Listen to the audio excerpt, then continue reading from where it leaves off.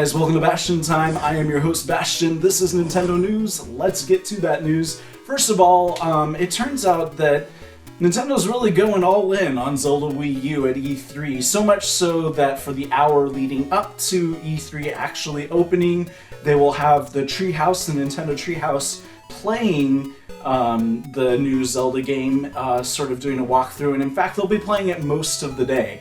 So that will be interesting. It's basically Nintendo is just 100% about Zelda Wii U. I kind of wish I was going to E3 this year now, but I'm not, by the way. An update for me, I'm definitely not going, but I kind of wish I was, but meh, oh well. There's an interesting rumor out there about the NX, and usually I don't really talk about rumors here on my channel because what's the point, really? I mean, if it isn't a fact, if it's not something that's been announced, there's no point in really talking about it as far as I'm concerned. But this seems likely, and it is coming from a slightly more reputable source, so why the heck not? Basically, the rumor claims that Nintendo is dropping discs and heading back to cartridges. And I could definitely see that happening because the load time on discs has always been a problem as far as Nintendo's concerned. They've never liked that. That's why the Nintendo 64, when the PlayStation was coming out and the Dreamcast was out, Nintendo was like, no, we're gonna stick to cartridges for this generation, so the Nintendo 64 had cartridges, and thank goodness, because the load time on cartridges is nil.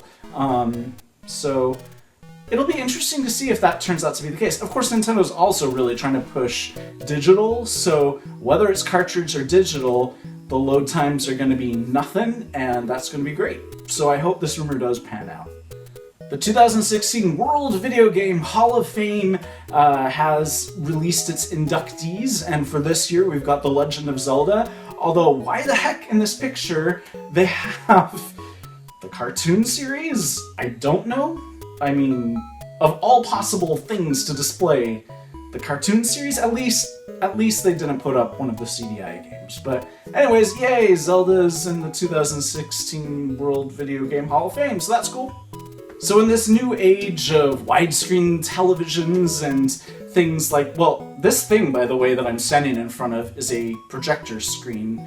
Here in my household, we don't actually watch things on televisions. We watch things on a projector, which is connected to a computer, but and so that's what I'm standing in front of now, is the screen, which covers the entire wall. So anyways, trying to play old school systems that don't have HDMI output is a little tricky. Basically, there are ways, but then it reduces the quality. So one company out there decided to solve this problem by releasing a new fancy version of the NES, the original Nintendo Entertainment System, that does have HDMI output, and it is pretty freaking cool. If you want to check out more pictures of this and a better description about it than I could go into, there's a link for you down there.